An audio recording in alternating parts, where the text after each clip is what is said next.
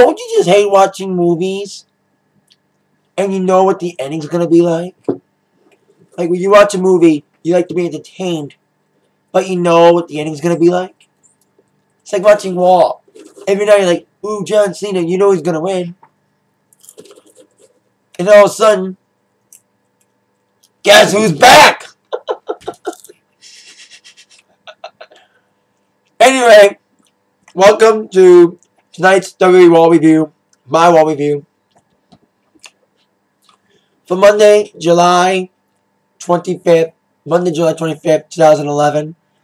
I want to thank everyone. I personally thank everyone for watching my videos. I want to say that for the record. I do appreciate everybody who likes me and watches my videos. I very appreciate it. Especially my wrestling fans. My wrestling fans who watch me on here. Kind of like an unofficial member of the YWC in some ways. But thank you. Let's get down to business.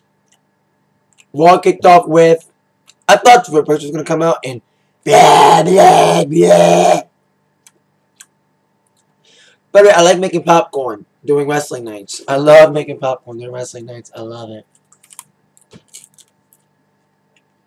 I don't use microwave. I make it from the stove.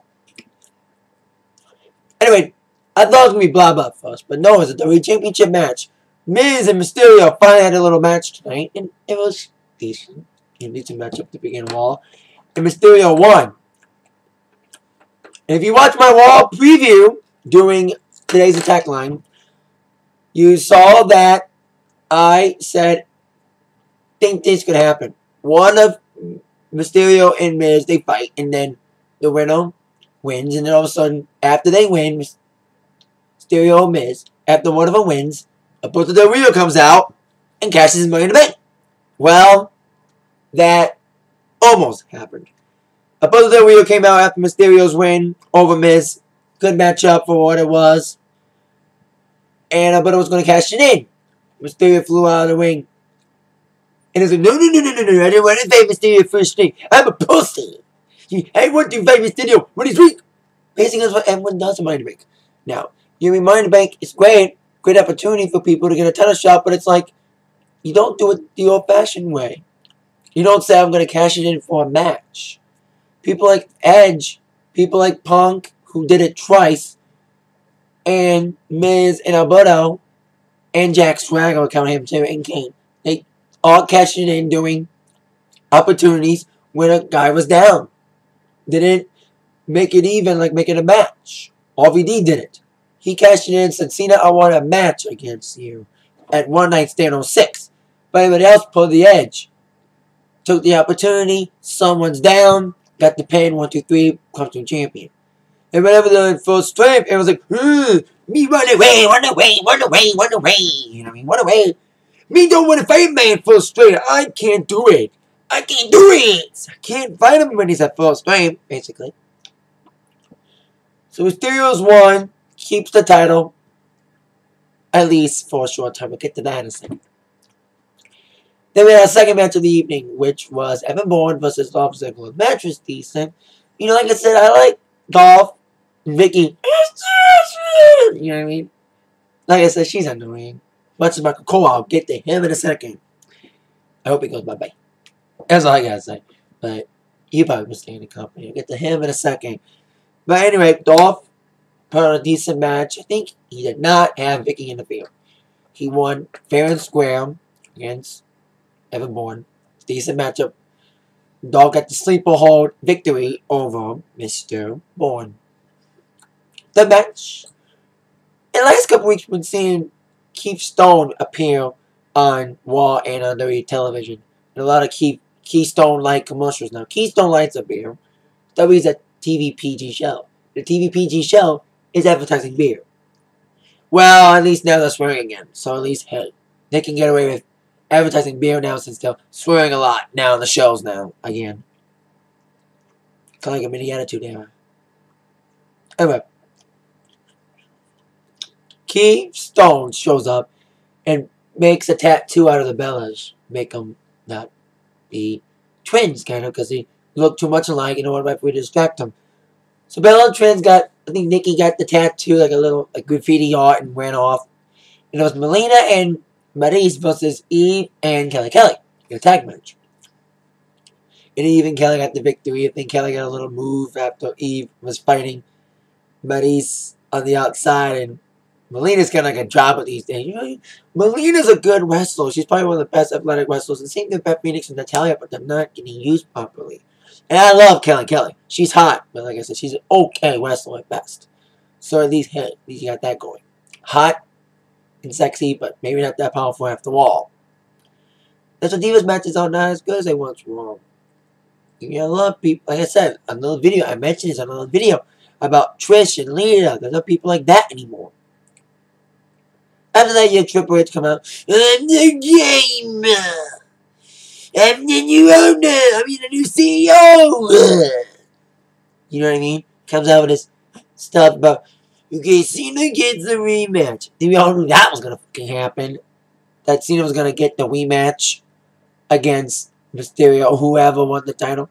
I thought if Alberto cashed it in against Mysterio or Miz, Cena would get a shot against Alberto at SummerSlam or whoever the champion was.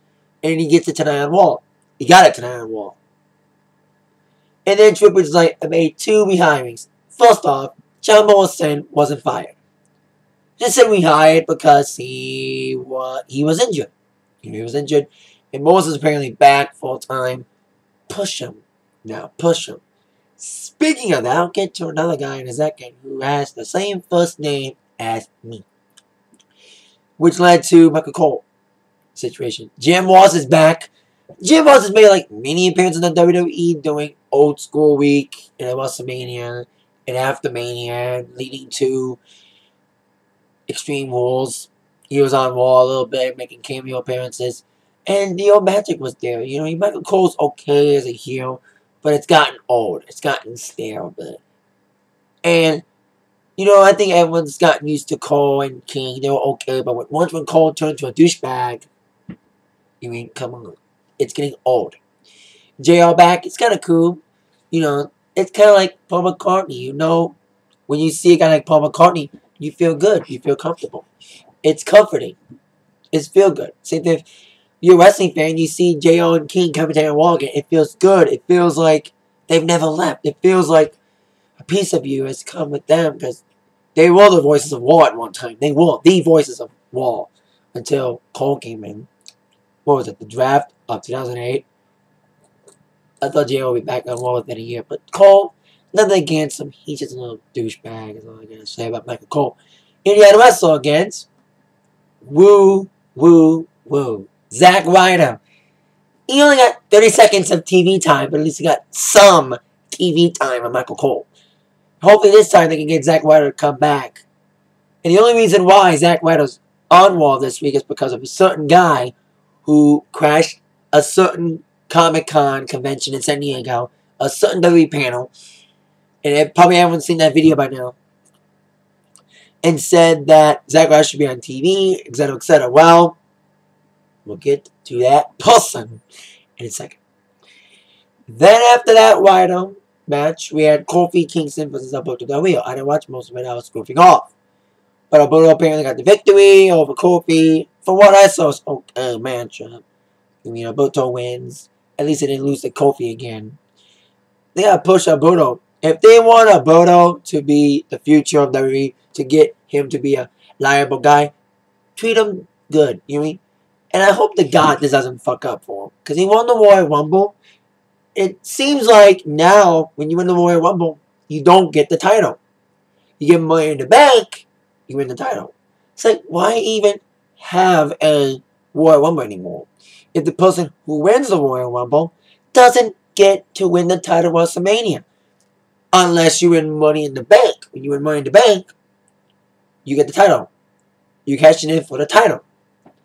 It's like, you know, Royal Rumble's not as legit anymore. Money in the Bank's where it's at. Everyone wins Money in the Bank, gets the title. Royal Rumble, they should cut that pay-per-view, make it. They should like move Money in the Bank from July to January. Just completely get rid of the Royal Rumble and just do Money in the Bank each January instead of. You know, it would be kind of weird because you can have a 30-man Money in the Bank ladder match. You can have a 30-man Royal Rumble, but not a 30-man Money in the Bank. Well, we'll see. I'm just saying. Because when you win a Rumble, you don't get the title. Money in the Bank, you do. Speaking of the title, that was the main event. Cena gets a rematch against Rey Mysterio. The match was actually pretty good for a Cena match. And plus, with Cena gets a good guy for once.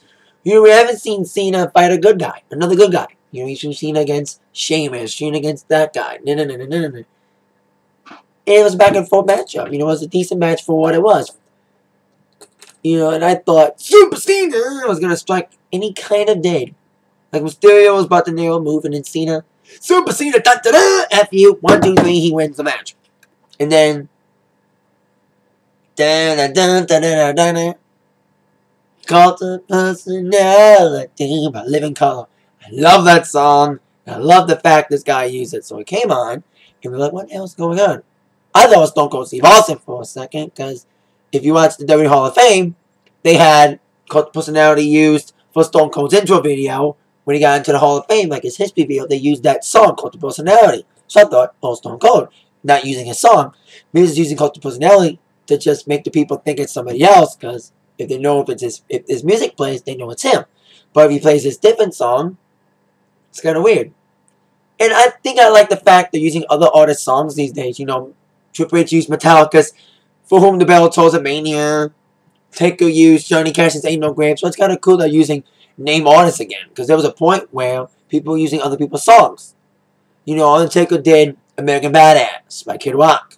And then Rolling by Limp Bizkit for a while. And Edge used Rob Zombie's Never Gonna Stop. So it's kind of really using name songs again. All of a sudden, Cult Personality hit. And there's CM Punk. That's the perfect song for him. I can't believe Punk's... I think I finally believe... Oh, like last week, I think I finally believed this whole CM Punk thing was just one big shoot storyline. Because we know about his contract stuff. We know about his contract. We knew he knew it was up. He knew there was problems.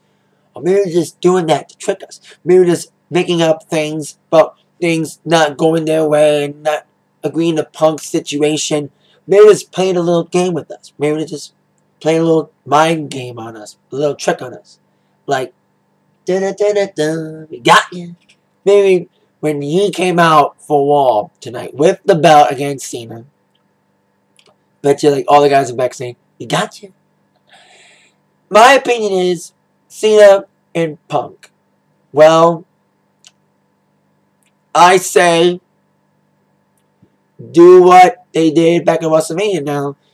Razor Ramon was the IC champion. This is 1993. Shawn Michaels got suspended. He was the champ, the IC champion at the time. Shawn came back saying, oh, I'm the real champion. And they crowned Razor the champion when Shawn was away. And Shawn was walking around with the IC championship. And we all know what happened.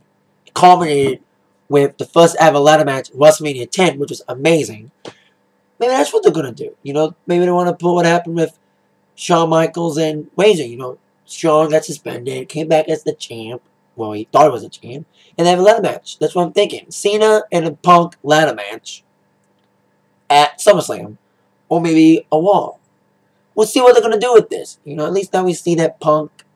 But they didn't say he's back. They didn't say Punk's back in the company. JR and King, even before the title match even happened with Mysterio and Cena, they said they wouldn't say Punk's name.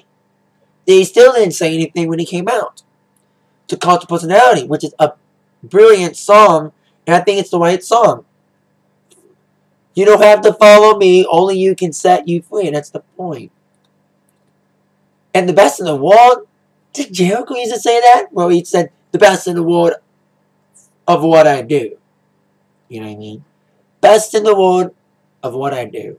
You know, that's what he said. Jericho said that during his own heel thing a couple years ago.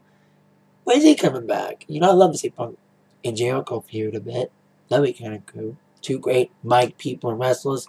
Jericho would even come back. He ain't man, but we don't know when. So anyway, Punk is back on Raw, but they didn't say anything about him being resigned or not. Maybe Triple H can address that storyline on Raw next week. So that's my review of Raw tonight. I thought it was very interesting. But now, it's time to, when Raw rolls around next week, time to sit back, relax, and see how it unfolds. Or eating popcorn. That's my advice. Make popcorn every Monday and Thursday, and not on the microwave. Make it from a stove. Get a bunch of seeds. They sell them at every market. You know, like little seeds you put in a stove and you pop them. Not Jolly Time. That's like in a bag. Get like the little popcorn seeds, put them in a stove, pop them on the stove. And they're very good. If you make them right, you don't burn them. Have a good night. See?